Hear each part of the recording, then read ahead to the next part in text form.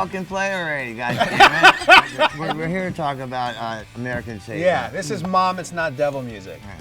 BooBoo has been involved in some of the biggest brands there are in the world. He's done Marvel, Twilight Saga. He's now doing Disney. Steven, you've been in one of the biggest bands of all time, Guns N' Roses, which is a timeless brand. So you guys are involved in some And he's worked longer than I did.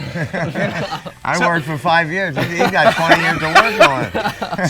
So when you look at Marvel, Disney, and Guns N' Roses, there's very few people on planet Earth that probably don't know one, if not all three of those. You know, with BooBoo and American Satan, I wasn't familiar with him. I mean, you can see it in the music videos that are on YouTube right now. He's a bona fide rock star as a guitar player. He just happens to also be a really great actor. So you were really doing it. Yeah, I was really playing the songs. Yeah, it was brilliant. And the movie was brilliant. You were brilliant. Yeah. Especially when you're up next to Andy and Ben, who are like, do this, you know, this is their life like you. It's like, I really got to step up. And, well, dude, you're a musician too. You're an actor, musician. You're like Johnny Depp, but better. I don't know about that. You had an out-of-body experience, right, during... Oh, well, we were talking about when I had the accident, the stroke? Yeah, the cars. Oh, so, well, first I had a stroke. That's why my lip doesn't move a little bit, and I don't speak English that well. What do you attribute the change in your life's trajectory, which is which is very relevant to the American Satan story with these kids, with BooBoo's character and Andy's character and the whole band. Drugs and alcohol and everything. I went down to the Naval Hospital in San Diego and to do a show for the patients there. And dude, I would take pills and shoot up heroin and drink big bottles of alcohol and still come to the next day. There was a gentleman there who stepped on a landmine and blew his legs off and his arm off and half this hand off. And he's still alive. And he was smiling. I didn't die, but I had my life taken away from me.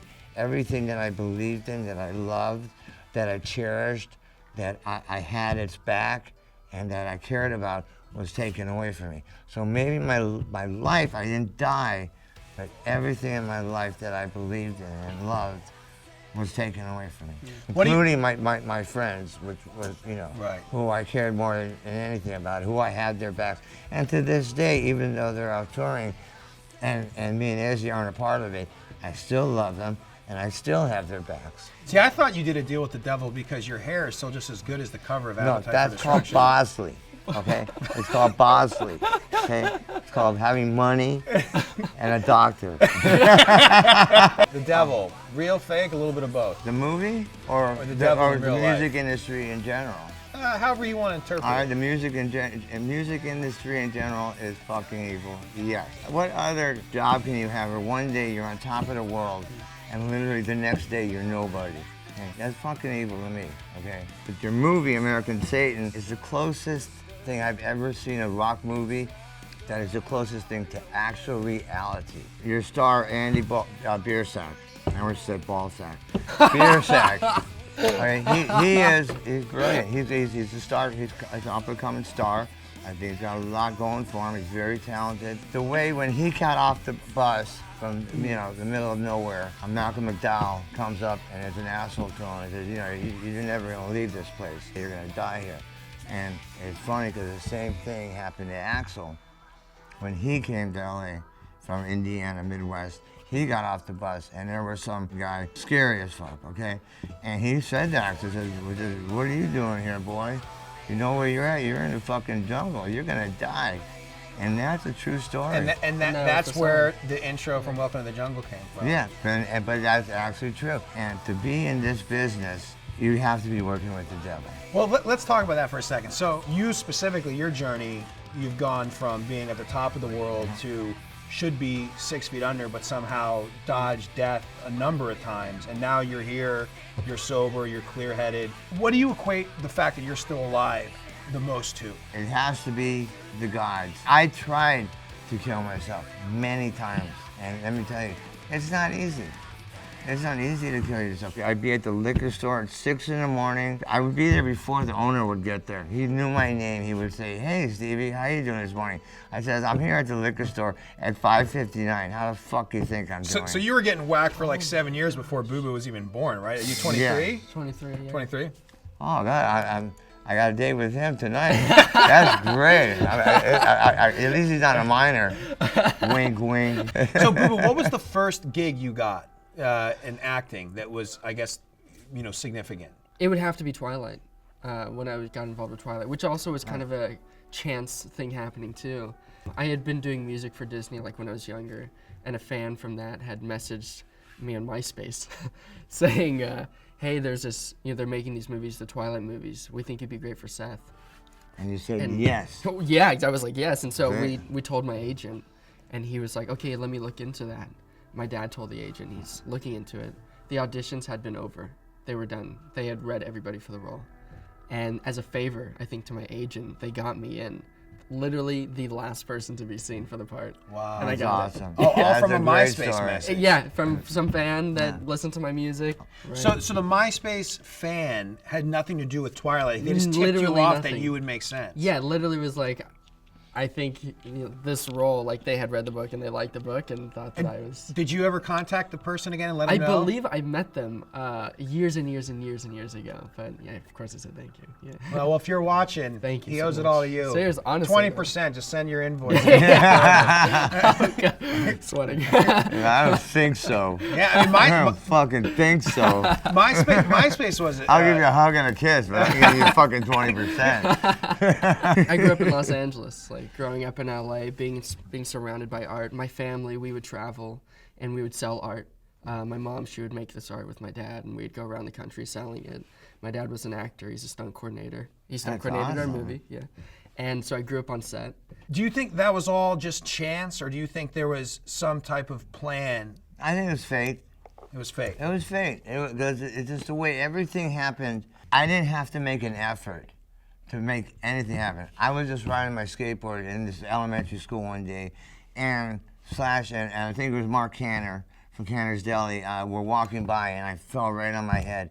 And then a couple of days later, I was in my classroom, and my history teacher, she lived in my apartment building where I lived with my grandmother. So I knew I could make her crazy. And she's not going to tell my grandmother because my grandmother is old and she doesn't want to upset her. So I get her to chase me around the classroom. I took something off her desk and she's chasing me around the room. And I run through the door at the next classroom, and Slash, who's been Slash since we were 13, a friend of ours, Matt Cassell, his dad Seymour Cassell, gave Slash his name. And he was in his classroom, and his teacher had his finger in his face saying, "You're going to be a bum and a loser your whole life." And I stopped running. I said, "Me and him are going to be friends." And we were just, after that, we met outside the classroom. We did the Steve Martin King Tut thing on the third floor railing. Teacher came out, yelled at us to get the hell off of there, and we ran out of school, and went to my grandmother's house. He lived with his grandmother, I was with my grandmother, so we had that in common. And I showed him my guitar and a little amp, and The rest is history. the rest is history. Do you believe that there's energies and interdimensional beings that benefit off of darkness and chaos and negativity and stress and anxiety and tension and Yes, I definitely do. In fact, I know a couple people that love it. You're saying like good things come out of. well, No, I'm they saying love the fact that the misery and pain Oh, they and like hell that. is going on. There's definitely good energy and there's definitely bad energy. I felt it, I've seen it, I've been there, I touched it.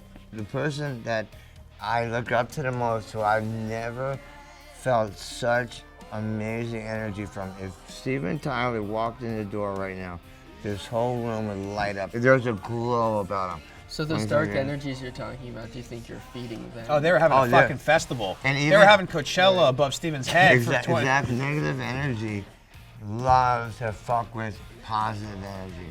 Yeah. Because me, I'm a happy-go-lucky guy. You see, I got peace and love on my hands. I'm a peaceful, loving guy.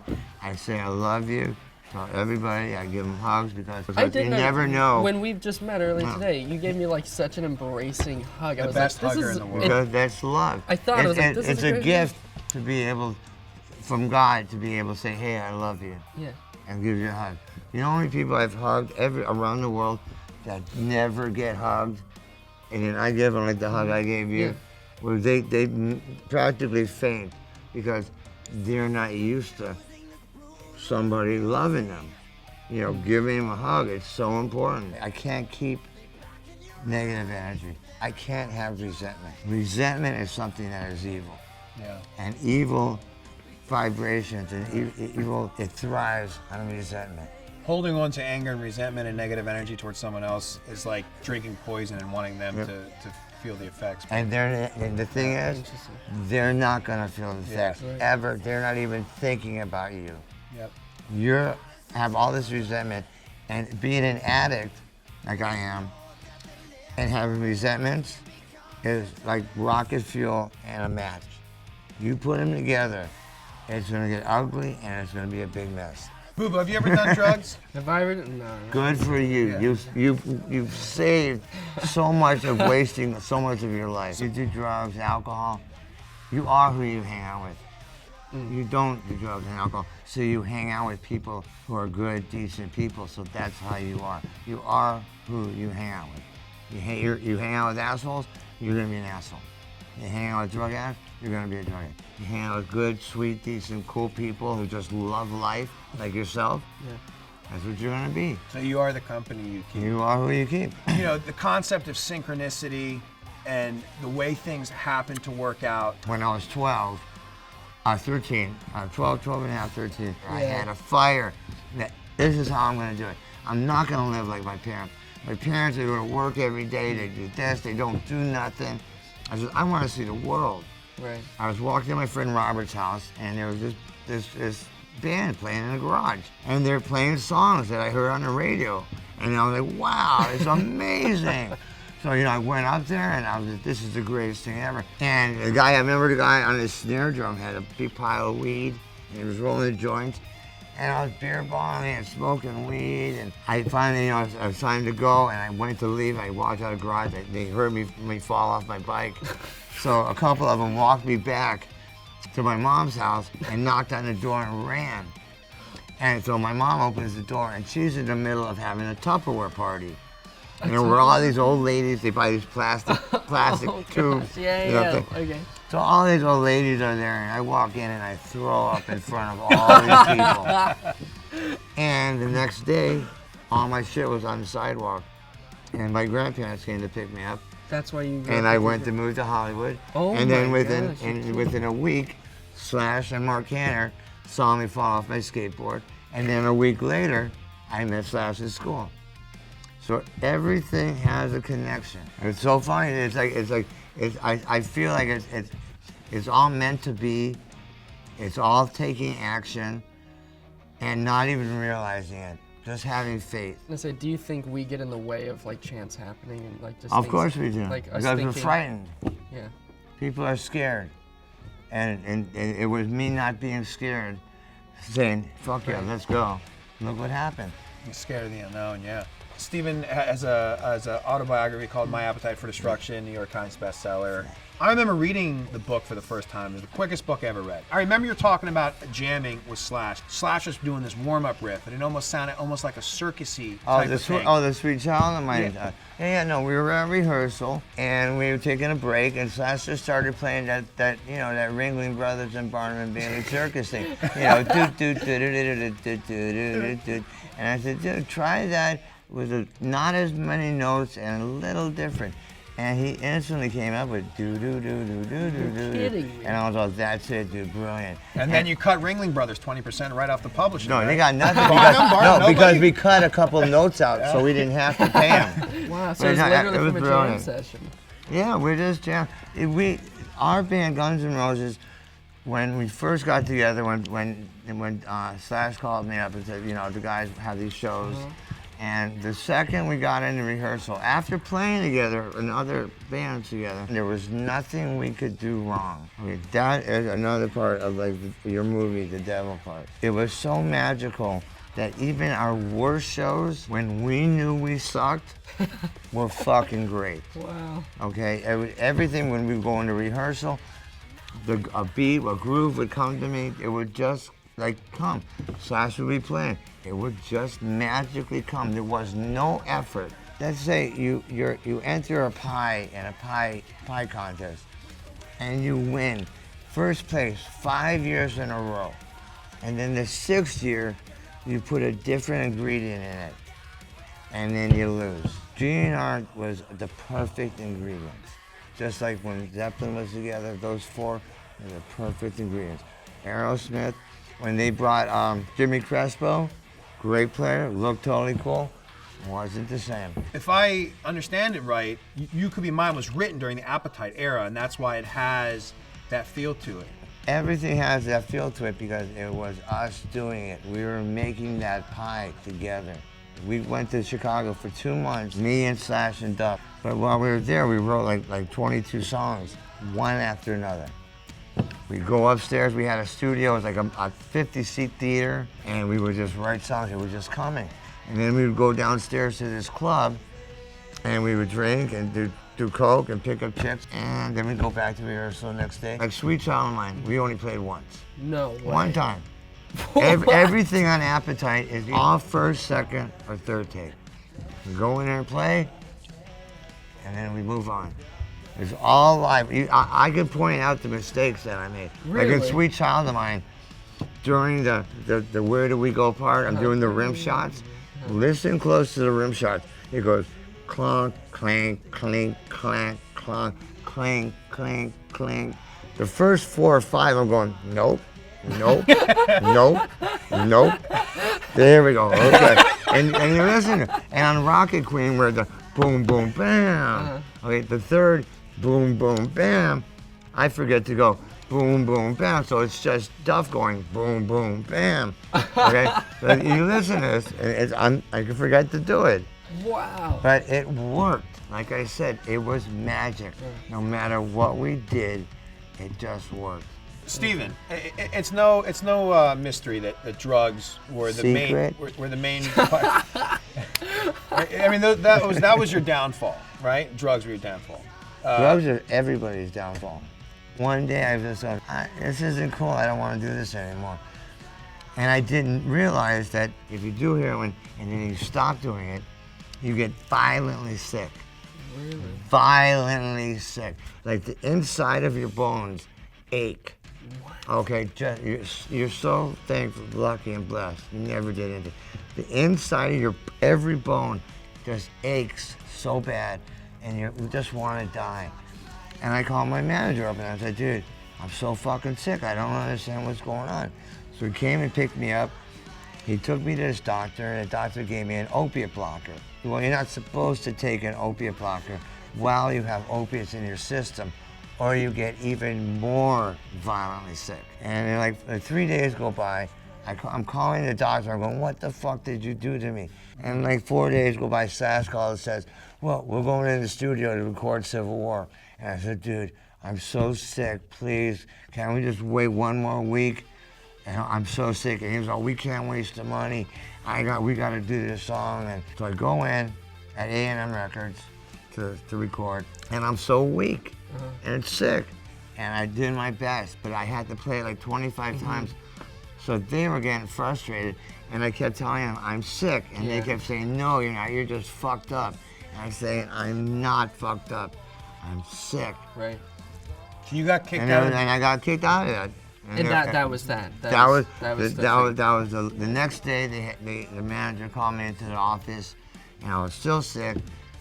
And it was a whole story. I went from having a management, roadies, a band, agent, accountants, people, all around me all the time that that I thought were my friends and had my back. To literally one day, I was all alone. I had nobody. I thought for sure I was gonna be one of those rock stars that when you're 27, they OD and die. But I was lucky and thankful enough that I got to be 52 and be here with you guys. Put it this way, the 90s sucked for me. The 90s. The 90s were the worst. Once I got kicked out of GNR, because like I said, I stopped doing the heroin. I wanted, I went to do the opiate blocker. I got all sick. Then they got pissed at me. I had to sign this contract that took everything from me. I didn't know that. Then I had taken to court. Losing them is what made me go off the end. I was gonna clean myself up because I was just tired of it. It was just old, and I didn't like being sick and tired.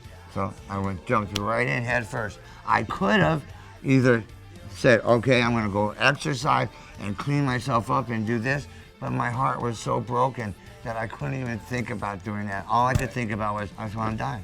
I have no veins, so when I was shooting heroin, I would get so frustrated, I would just shoot it in my arm, and it got infected. And so one day I decided to go to the liquor store to buy soda pop for once instead of alcohol. I actually was going to buy soda, and I drove out the driveway, I went around the corner, and I smashed into 7 parked cars, ended up, stopping in the middle of the street, got out of the truck, I fell on the floor, and I just remember seeing floating above my body in the hospital room with my friend Steve Sprite and these doctors and my mom, but I could see myself floating around, and they took the knife and they cut, and like 7 different colors of pus came out, and it smelled so bad that the lady in the next bed, she had to leave. And I was floating above my bed. I was seeing all this happen. And then I went to what would be a heaven, Nirvana, heaven, whatever they call it. And I know y'all gonna think I'm crazy, blah, blah, blah, blah, blah, whatever. It was so beautiful. It had colors that they don't have on this planet. And some lady came up to me and said, we're not ready for you. And I came back, and I woke up in the hospital, all taped up, and the doctors were all, you're lucky. See, I didn't try to kill myself that time. There was one time when I did, and I did OD. The moment I was dead, I did go to a hell. So there is a hell and heaven, and this hell was like different caves. Like I had to have different tests to go on to the next line to get through this giant cave. And then like once I got there, and they were saying you have to do this test, and then I just came back. I've heard people say, I don't know if you have, that if you kill yourself, you go to hell. Mm-hmm. So, well, I was trying to kill myself, and I almost did. I went to what was hell. What's been the darkest moment in your life? He fell off the skateboard and cut his knee. Honestly, I've lived such a fortunate life. Like it's when I think about, when I hear your stories, and that's ever happened to him. Satan is the darkest. That's the darkest thing that's ever happened. Signing up for this movie was the when turning point. when we started filming at 2:30 in the morning and we'd finish at 2 p.m. That was probably the darkest day of my life. The darkest. And just so, because this is something that comes up a lot, people are fascinated. Obviously, look, there's people like Miley Cyrus who were innocent in Disney. But that's why people go. That's why you hear so many stories about these like child stars, going off the rails, because we do live this incredible life, and then, sometimes you just want to explore more. You want to get a taste of something that you haven't had, and unfortunately, that thing that you haven't had is that darker side of life. For me, I don't know. I see people doing that, and it's really not my thing. Like I love my life, and beautiful. I love. You're so lucky. Yeah, I've gotten into this mindset just very recently. I got into this mindset of exploring the creative muscle and training the creative muscle in my. So when you're talking about your art, I want to know more about that, honestly. Yeah. Like just, to me, it's all about getting out there. If you can do something and you want to do it now. Beautiful, dude. Thank you. Where were you when you got the phone call to come and play with them? Oh man, it was so nice to get the call. I was at a 4th of July party, and I got a text, and they said, you want to come out to Cincinnati and play a couple of songs? And I was like, fuck yeah. And I said, when? I said, what time do you want me at the airport? Did you send emojis when you responded? Oh, fuck yeah. They're days and hearts and dancing and smiley faces and drums. So many drums. Hearts everywhere.